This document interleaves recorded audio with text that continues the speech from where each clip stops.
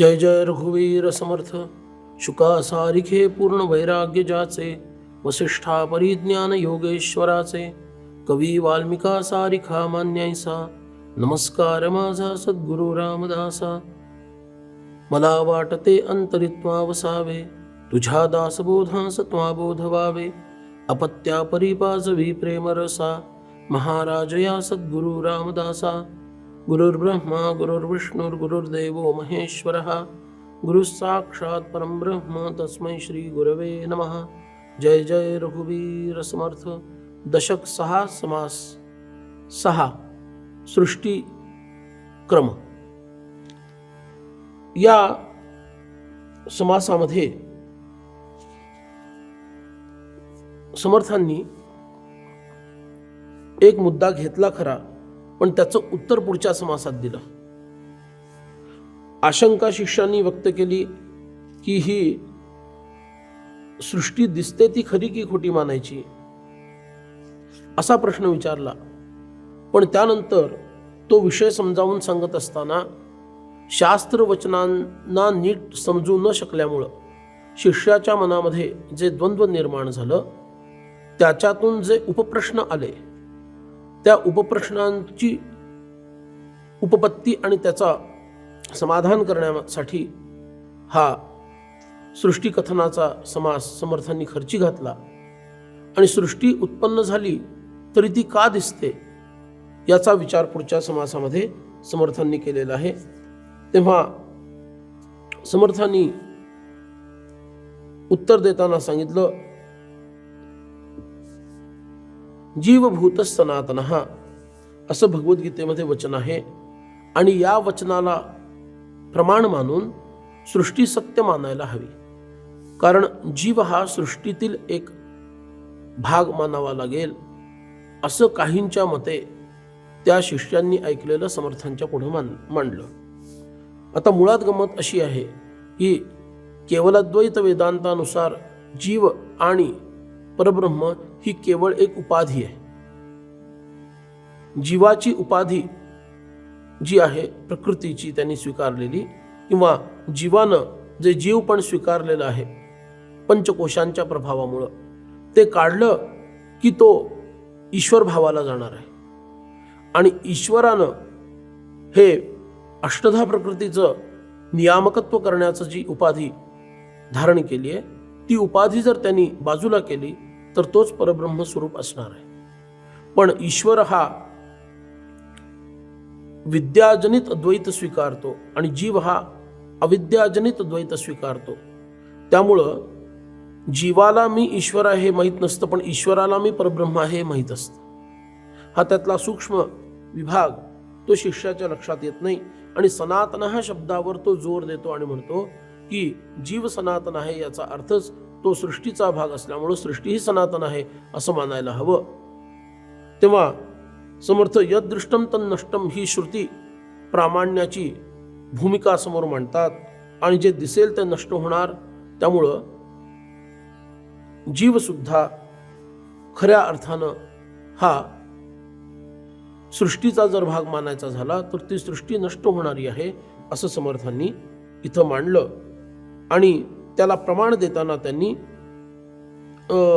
शिष्याला ज्ञानीजनांचं मत सांगितलं की ब्रह्मप्रलयाच्या वेळेला यातील काहीच शिल्लक राहत नाही, सर्व नष्ट भ्रष्ट होऊन जातं आणि केवळ परब्रह्म परमात्माच तेवढा शिल्लक राहतो.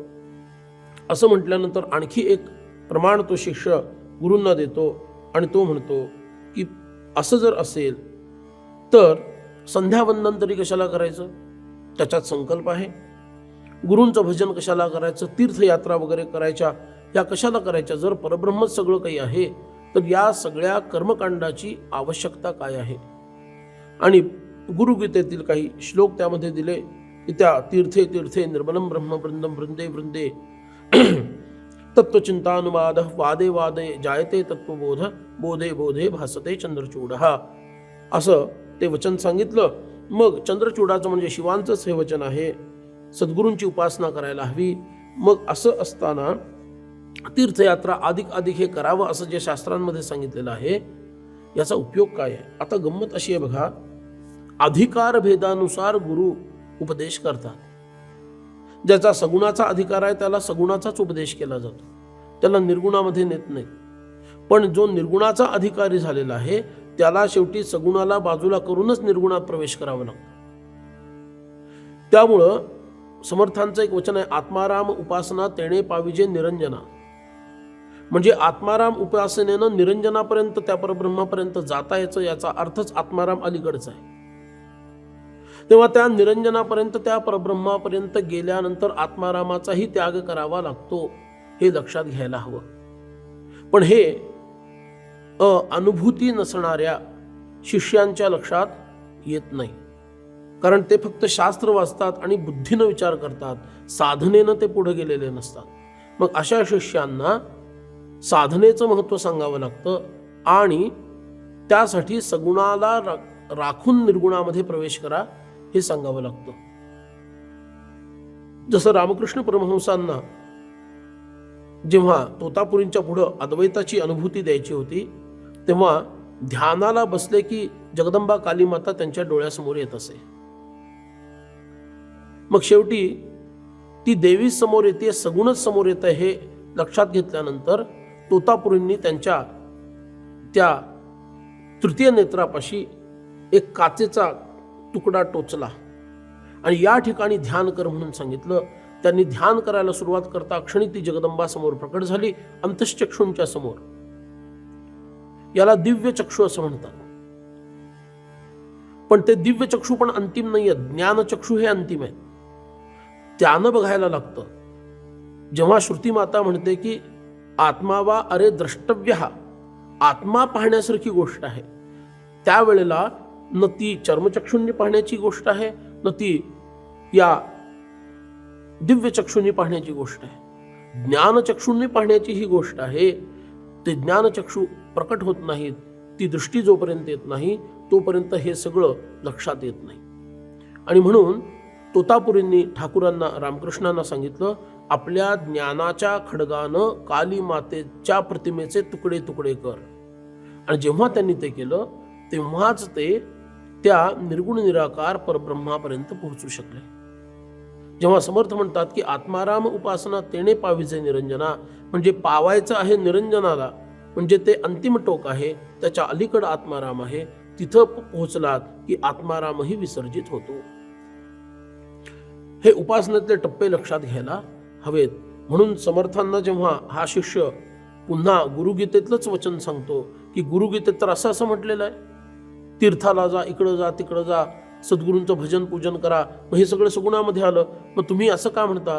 तेव्हा समर्थांनी त्याच गुरुगीतेतलं वचन सांगितलं की ब्रह्मानंदम परमसुखदम केवलम ज्ञानमूर्तिम द्वंद्वातीतम गगनसदृशम तत्त्वमस्यादिलक्ष्यम एकं नित्यं विमलमचलम सर्वधी साक्षीभूतम भावातीतं त्रिगुणरहितं सद्गुरुं तन्नमामि.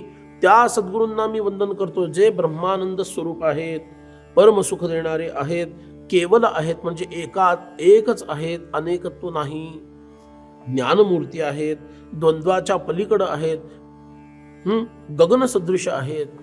आता कुठं देहातले सद्गुरू कुठे आहेत? इथं भगवान शिवशंकरांनी जे म्हटलेलं आहे ते देहामध्ये असणाऱ्या गुणांबद्दल म्हटलेलंच नाहीये, गगनसदृशम असं म्हटलंय. नभासारिखे रूपया राघवाचे, मनाचा श्लोक.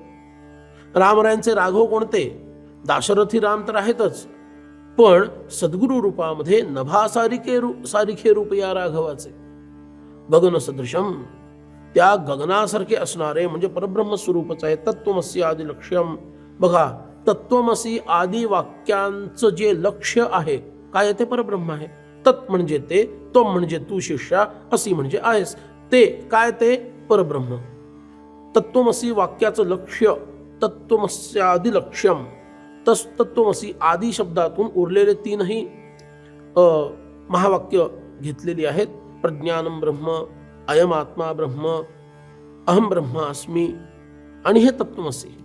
4 वेदांचे 4 महावाक्य. तेव्हा या 4 महावाक्यातून जे गाठायचं आहे किंवा या 4 महावाक्यांचं लक्ष्य जे आहे ते काय आहे? परब्रह्म. तत्त्वमस्यादि लक्ष्यम म्हणजे परब्रह्म आहे. मग परब्रह्म स्वरूप सद्गुरूंचंच तर इथं चिंतन चाललंय ना. हात पाय डोकं, मान, नाक असा देह धारण केलेल्या सद्गुरूंबद्दल कुठे भगवान शंकर काही बोलतायत? तत्वरूपातील सद्गुरूंबद्दलच तर बोलतायत ना. म्हणून समर्थांनी जेव्हा या शिष्यानं निर्देश केला तीर्थाटनाकडं, कर्मकांडाकडं, त्यावेळेला समर्थ त्याच गुरुगीतेतील एक प्रमाण देत आहेत. कोणत्या सद्गुरूंचं भजन, पूजन, चिंतन करायचं आहे? ते सद्गुरू कोण आहेत? तत्वरूपामध्ये असणारे परब्रह्मस्वरूप सद्गुरू आहेत. म्हणून भावातीतम त्रिगुणरहितम सद्गुरुम तन्नमामि हे प्रमाण समर्थ देतात. आणि मग गुरुगीतेचं वचन सांगतात. सृष्टी मिथ्याभान आहे हे ते सांगतात. म्हणून ज्ञानी पुरुषाची ही दृष्टी आहे, पण ते शिष्याला लक्षात येत नाही. तो कलह करायला लागतो. तो म्हणतो भगवान श्रीकृष्णाने तर गीतेमध्ये जीवभूत सनातन असं सांगितलेलं आहे आणि तुम्ही त्या श्रीकृष्णांचं मत चुकीचं आहे असं प्रकट करत आहात. हे त्याच्या लक्षात येत नाही. म्हणून मग समर्थांनी गीतेतली काही वचनं त्याला सांगितली आणि अधिकार भेदानुसार हे भगवान कसं सांगतात, कुणाला कुठला अधिकार आहे आणि कुठली उपासना त्यांनी करायची हे कसं सांगतात, सुंदर समर्थांनी इथं मार्गदर्शन केलं. अरे बाळा म्हणाले, एक लक्षात घे, भगवान श्रीकृष्णांनी विभूती सांगताना काय काय सांगितलं रे? तशा तर खूप विभूती सांगितल्या. 2-4 समर्थांनी मासला म्हणून घेतलेल्या आहेत. एक सांगितली विभूती अश्वत्थ सर्व वृक्षाणाम, सर्व वृक्षांमध्ये मी अश्वत्थ म्हणजे पिंपळ आहे. आता दुसरीकडे तर ते सांगतात की नैनम छिंदंती शस्त्राणी नैनं दहती पावक न चैनं क्लेदयन्त्यापो न शोषयति मारुतः. या माझ्या स्वरूप असणाऱ्या आत्म्याला न शस्त्र तोडू शकतं, न अग्नी जाळू शकतो, न पाणी ओलं किंवा कालू करू शकतं किंवा कालवू शकतं, न वारा वाळवू शकतं. आता इथं तर सांगितलं की पिंपळाचं झाड आहे, माझी विभूती आहे. मग आता पिंपळाच्या झाडाचं बघितलं तर पिंपळाचं झाड शस्त्रानं तुटतं, पाण्यानं ओलं होतं, आगीनं जळून जातं, वाऱ्यानं वाळून जातं. मग खरं कुठलं मानायचं? म्हणून कुठल्या संदर्भामध्ये कुठला मंत्र किंवा कुठला श्लोक सांगितलेला आहे हे नीट लक्षात घ्यावं लागतं. समर्थांनी इथं सांगितलं. बरं, आणखी एक उदाहरण दिलं त्याच भगवद्गीतेतलं, इंद्रियाणाम मनश्चास्मी. अरे सर्व इंद्रियांमधलं मन ही माझी विभूती आहे. मग मन आवरायचं कशाला? मनावर नियंत्रण ठेवा, मन विचलित होऊ देऊ नका, मन स्थिर ठेवण्याचा प्रयत्न करा, मन एकाग्र करण्याचा प्रयत्न करा. ह्या गोष्टी कशाला करायच्या? जर भगवानच स्वयं मन झाले असतील तर हे सगळं करायचं कशाला? म्हणून हे वाक्यभेद लक्षात घ्यायला हवेत. समर्थ सांगतात, ज्याप्रमाणे लहान मुलाला खडे मांडून गणित शिकवावं लागतं त्याप्रमाणे हा प्रकार आहे. तेव्हा शास्त्रांमध्येच पूर्व पक्ष असतो, शास्त्रांमध्येच उत्तर पक्ष असतो. कुठला पूर्व पक्ष कुठला उत्तर पक्ष हे लक्षात घेऊन हे समजून घ्यावं लागतं. आणि हे सगळं कशामुळं कळतं? फार सुंदर उपदेश समर्थांनी केला. वेद, शास्त्र, श्रुती, स्मृती तेथे वाक्यभेद पडतील. कुठल्या संदर्भात काय म्हटलेलं आहे लक्षात घ्यावं लागतं. ते सर्व ही निवडती सद्गुरूचे वचने. सद्गुरूंची कृपा झाली तरच त्याच्यातला भेद कळतो आणि त्यांच्यातलं सामंजस्य प्रस्थापित होतं. मुळात भगवान वेदव्यासांनी या संदर्भात सांगतो, भगवान वेदव्यासांनी ही जी ब्रह्मसूत्र लिहिली ती का लिहिली? इतका तर वेदांत भरून पडलेल्या अख्ख्या श्रुतींमध्ये 108 उपनिषद आहेत. आता 108 उपनिषद असताना परत ह्या नवीन ग्रंथाची निर्मिती करायची कशाला? वाक्यभेद. कलियुगातील सर्वसामान्य जीवांना शास्त्रातील हे वाक्यभेद लक्षात येणार नाहीत आणि ते भलताच काहीतरी विचित्र अर्थ लावतील. म्हणून कोणत्या श्रुतीचा काय संदर्भ आहे आणि त्यांच्यामध्ये कसं सामंजस्य लावायचं आणि त्या सर्व श्रुती एकाच परब्रह्माबद्दल कसं बोलत आहेत वेगळ्या वेगळ्या पद्धतीनं, वेगळ्या वेगळ्या उपासनांच्या माध्यमातून, हे तुम्हा आम्हा सर्वसामान्य कलियुगातील अल्पबुद्धी जीवांना कळावं म्हणून भगवान वेदव्यासांनी ही ब्रह्मसूत्र निर्माण केली. म्हणजे त्यांच्यातील सामंजस्य लक्षात यावं याच्यासाठी. तेच कार्य पुढं श्रीमद आदिशंकराचार्यांनी सुद्धा केलेलं आहे. वेगळ्या वेगळ्या मतांचं सामंजस्य कसं प्रस्थापित करावं म्हणून त्यांनी पंचायतन पूजा प्रारंभ केली. आता तेच कार्य 350 वर्षापूर्वी उत्पन्न झालेल्या राष्ट्रगुरु समर्थ रामदास स्वामींनी या श्रीमद ग्रंथराज दासबोधाच्या माध्यमातून केलेलं आहे. हे आपल्यावर किती मोठे उपकार आहेत समर्थांचे. आणि म्हणून आपल्या मराठी लोकांना या ग्रंथाबद्दल पराकोटीचा आदर आणि आत्मीयता असायला हवी. पुढे समर्थ म्हणतात, पूर्व पक्ष आणि सिद्धांत शास्त्री बोलिले संकेत याचा होय निश्चितार्थ साधू मुखे. कोणता पूर्व पक्ष आहे, कुठून कुठपर्यंत पूर्व पक्ष आहे, कुठून कुठपर्यंत सिद्धांत आहे, हे फक्त साधूंनाच कळतं. कारण त्यांना अनुभूती असते, शास्त्रांची अनुभूती असते. एक उदाहरण सांगतो म्हणजे कळेल. फार थोर वेदांती आत्मज्ञानी महापुरुष रमण महर्षी दक्षिण भारतामध्ये होऊन गेले. त्यांच्याकडं वेद उपनिषद जाणणारे असे गणपती शास्त्री होते. त्या गणपती शास्त्रींनी त्या मुलाला, म्हणजे रमण महर्षी त्यावेळेला लहान होते वयानी, त्यांना पाहिलं आणि त्यांना गहिवरून आलं आणि ते रडायला लागले, शरण गेले. म्हणाले, तुम्ही जे मी वेदामध्ये वाचतो साक्षात तुम्ही ते जगत आहात. आणि मग जेव्हा त्यांना काही शंका येत असे, ते विचारत असत, तेव्हा हे रमण महर्षी त्यांना सांगत, अच्छा हे असं असं आहे, मी साधना करताना मला ह्याचा अनुभव आलेला आहे, आता मी तुला याचा अर्थ सांगतो. साधनेतून त्यांना ते प्राप्त झालेलं आहे. म्हणून समर्थ काय म्हणतात, खऱ्या साधूंनाच याचा अर्थ कळतो. एरवी वादाची उत्तरे वादविवाद चालू राहतो. एकाहून एक थोरे, असा तर्क मग तसा तर्क, मग हे असं झालं असेल, मग ते तसं झालं असेल, मग हे असं प्रमाण मानावं, हे प्रमाण मानावं, या शास्त्रात अमुक लिहिलं, त्या शास्त्रात अमुक लिहिलेलं आहे. चर्चा चर्चा चर्चा चर्चा, चर्वित चर्वण करत करत करत राहायचं आणि वादाला काही अंत पारच नाहीये. हा वाद चालूच राहतो. म्हणून वादविवाद सांडून कीजे संवाद, जनी वाद विवाद सोडून द्यावा, जनी सुख संवाद सुखे करावा. हे समर्थांचं आग्रहाचं सांगणं आहे. तेणे होय ब्रह्मज्ञान स्वानुभवे. आणि सुख संवाद घडला की मग स्वानुभवानं ब्रह्मज्ञानाची प्राप्ती होते. म्हणून कल्पनेमध्ये अनंत कोट्यवधी अशा सृष्टी उत्पन्न होतात. त्या सृष्टीच्या गोष्टी कशा खऱ्या मानाव्यात म्हणून समर्थांनी उदाहरण सांगितलं. एका भक्तानं पाषाणाचा देव निर्माण केला. काही वर्ष त्यांनी त्याची उपासना केली. कालांतरानं पाषाण हा सगुणात येत असल्यामुळं तो फुटला, भंग पावला. त्यामुळे त्याला खूप दुःख झालं.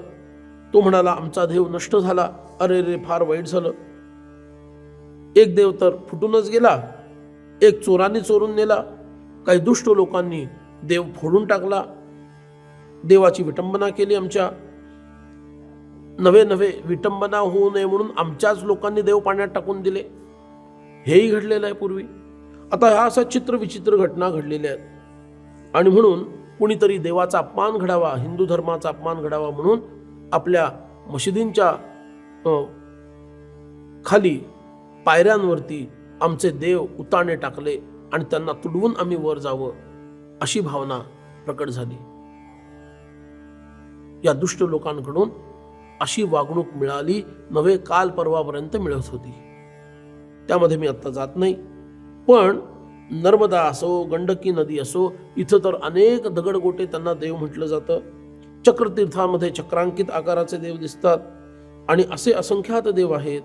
बाण, तांदळे, नर्मदे, ताम्र, नाणी, स्फटिक, अमुक तमुक इतक्या देवांची पूजा केली जाते. रेशमाचा देव कोणी केला, रेशीम तुटलं, ते रेशीम तुटलं. मग नंतर मातीचा देव केला, मातीचा देवही भंग पावला. आता या कशाला सत्य मानायचं? याचा अर्थ समर्थ इथं या उपासनांचा निषेध करतायत असं नाही. अंतिम सत्याच्या दृष्टीनं, सिद्धांताच्या दृष्टीनं या सगळ्या देवता काय आहेत? कनिष्ठ आहेत. निर्गुण निराकार परब्रह्म हेच एकमेव काय आहे? सत्य आहे, असं समर्थ सांगतात. म्हणून आता धातू पाषाण मृत्तिका चित्रलेप काष्ठ देखा, तेथे देव कैचा मूर्खा भ्रांती पडली. अरे त्यांना तू देव माणूस बसलास, पण हे या प्रतिमा आहेत, त्यांच्यामध्ये देवत्व हे आणावं लागतं आणि ती भावना तुमची जागृत करण्यासाठी ती एक व्यवस्था धर्मशास्त्रानं निर्माण केलेली. ज्या वेळेला मानवाची क्षमता कमी झाली, धारणा शक्ती कमी झाली आणि तो थोडा अपात्र बनत चालला निराकाराच्या आराधनेसाठी, त्यावेळेला साकाराची निर्मिती झाली आणि तेव्हा साकार पूजा जास्त प्रसिद्ध झाली. त्याच्यातील या देवता आहेत. म्हणून हे माया भ्रमणे सृष्टी मिथ्या कोटी गुणे, सिद्धांत ऐक अरे कोटी गुणानं ही सृष्टी मिथ्याच आहे. वेदशास्त्रे पुराणे ऐसीच बोलती. साधू संत महानुभाव यांचाही हाच अनुभव आहे. पंचभूतात्मक जो देव असतो तो मुळात देवच नाहीये, तो त्यांच्या पलीकडे आहे, तो त्यांच्या अतीत आहे. सृष्टी ही मिथ्या आहे आणि म्हणून सृष्टी पूर्वी, सृष्टी चालता, सृष्टी अवघी संहारता, शाश्वत देव तत्वता आदि अंती. हा देव कसा आहे? शाश्वत आहे. तो आदि आणि अंती जसाच्या तसाच राहतो आणि म्हणून सर्व ज्ञानीजनांचा हाच निश्चय आहे. तिथं कुठलाही संशयाला स्थान नाही. म्हणून अन्वय असो किंवा व्यतिरेक असो, हे सुद्धा कल्पनारूपच म्हटलेले आहे. व्यतिरेक म्हणजे नेती नेती नेती असं म्हणत जाणे आणि अन्वय म्हणजे आहे असं सांगणे. जे नेती नेती म्हणत जिथं थांबलो तिथं जे उरलं त्याला अन्वय म्हणायचं. तो अन्वय म्हणजे तिथं सिद्धांत झाला आणि तो आहे असं म्हणायचं. पण हे सुद्धा म्हणणंच झालं, तद्रूपत्व आलेलं नाहीये आणि म्हणून त्याला सुद्धा कल्पनाच म्हटलेलं आहे. हे संत नाही असं सांगितलं. तरी सुद्धा सामान्यपणे 8 प्रकारच्या सृष्टी आहेत असं समर्थ म्हणतात. पहिली तर कल्पनेची सृष्टी आहे. कल्पना विलास करत गेलो आणि सृष्टी निर्माण झाली, ती कल्पनेची सृष्टी सांगितली. दुसरी सृष्टी सांगितली ती शाब्दिक आहे.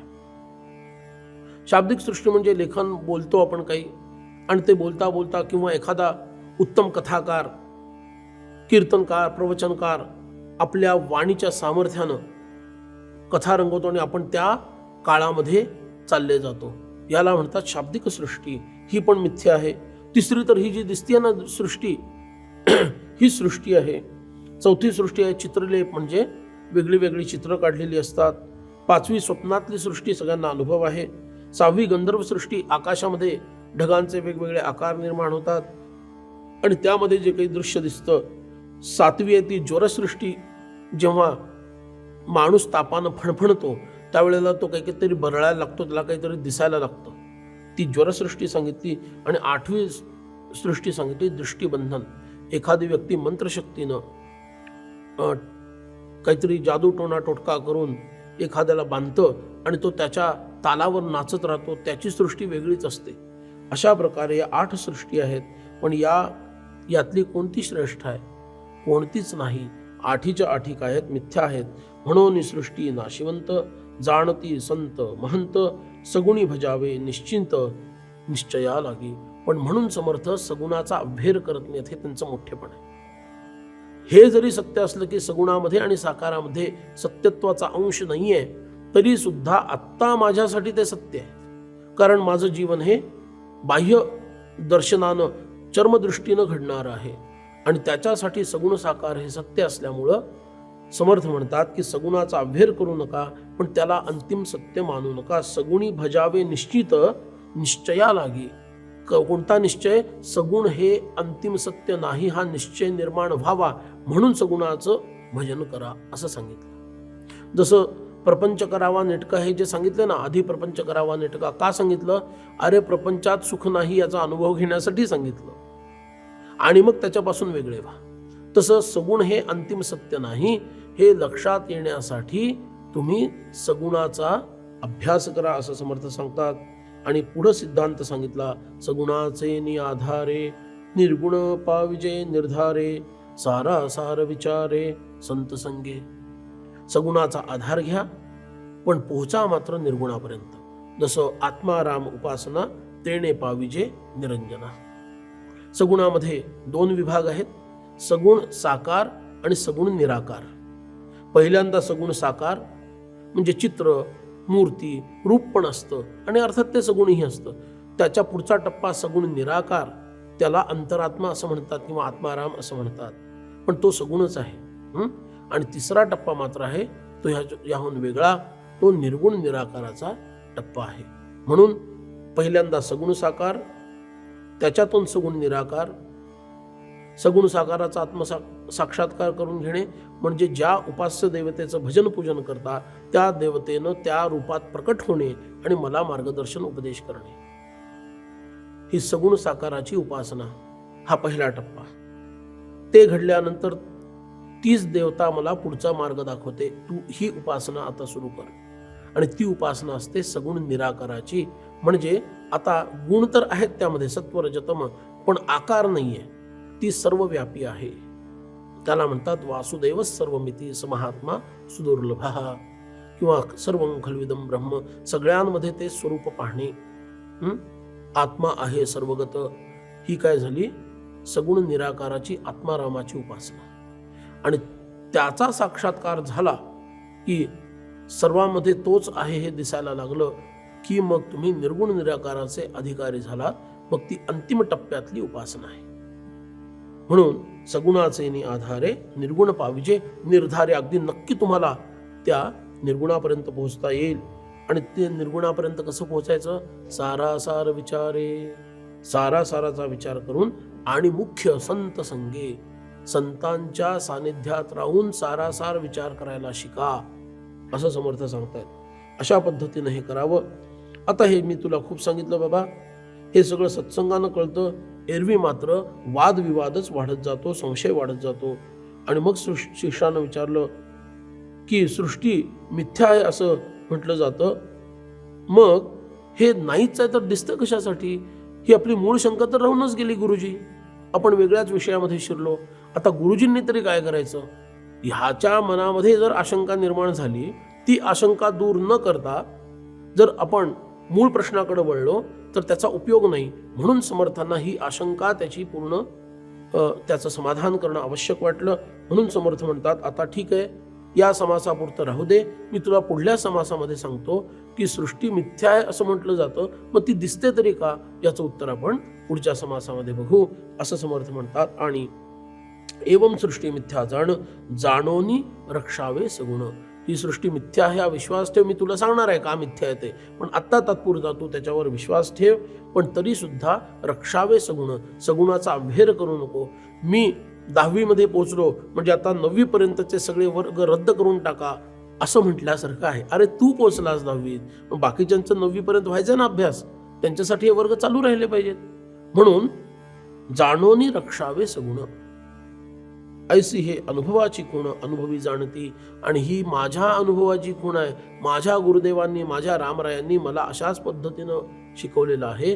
म्हणून मी त्या निर्गुण निराकार परमात्म्यामध्ये जरी स्थिर असलो तरी इतरांच्या दृष्टीनं मी सगुण साकारामध्ये सुद्धा मुद्दाम असतो. हे समर्थ स्वतःचा अनुभव इथं सांगत आहेत. इति श्री दासबोधे गुरुशिष्य संवादे सृष्टी कथन नाम समास 6वा. श्रीराम समर्थ श्रीराम. जय जय रघुवीर समर्थ.